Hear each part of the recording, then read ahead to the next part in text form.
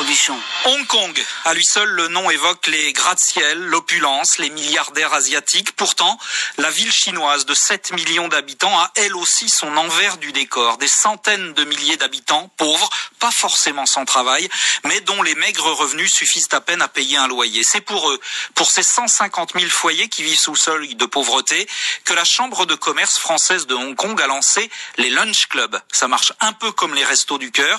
Pour seulement 1 euro, non seulement les bénéficiaires ont droit à un repas, mais à l'accès à une formation pour grimper dans l'échelle sociale. Une solidarité là-bas qui est une grande première de la part d'un pays étranger. Reportage du correspondant de RTL, Philippe Dova.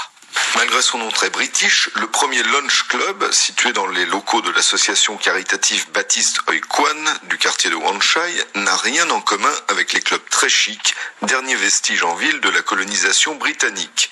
Les membres sont sélectionnés en fonction de leurs conditions de vie précaires et non de leur fortune, comme l'explique Raymond Chiu, l'un des responsables de l'association. Nous ciblons les personnes qui ont de faibles revenus. En raison de l'inflation, le coût de la vie est très élevé à Hong Kong. Alors nous proposons un repas à très bas prix pour les attirer. 1 euro seulement, alors que normalement ils payent plus de 4 euros par repas. Ils ne veulent pas manger à la soupe populaire et nous protégeons leur dignité. C'est ça la différence.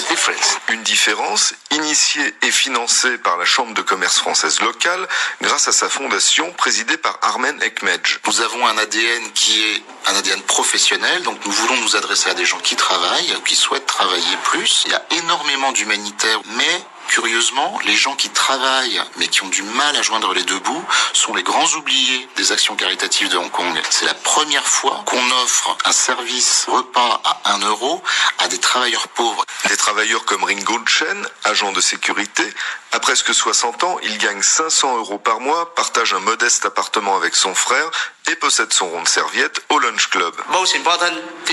Le plus important, c'est le repas. Ça nous aide énormément. Ensuite, on nous apprend l'informatique et l'anglais. Nous sommes meilleurs et pouvons essayer de trouver de meilleurs emplois avec une paye plus élevée. Près d'une centaine de convives choisissent chaque jour entre 2 menus élaborés par une diététicienne et bénéficient d'une remise à niveau professionnel assurée par des travailleurs sociaux de l'association. Leur salaire et le coût de cette variante des Restos du Cœur représentent un budget de 70 000 euros pour la fondation. C'est très flatteur et très exagéré de nous comparer au Restos du Cœur. Le Lunch Club n'est finalement qu'un appât pour faire venir des gens d'horizons très divers au même endroit, au même moment, pour qu'ils puissent ensuite être approchés par soit des travailleurs sociaux, soit par des représentants d'entreprises qui sont aptes à leur donner des opportunités. Pragmatique, Armen ne promet donc pas le grand soir, mais juste à manger et à boire pour l'instant et peut-être un meilleur job demain. Et cela pour de plus en plus de Hongkongais. Baptiste Oi Kwan et la Chambre de commerce ambitionnent d'ouvrir une dizaine de lunch clubs d'ici à 2016. Philippe Dova, le correspondant de RTL à Hong Kong. RTL Monde.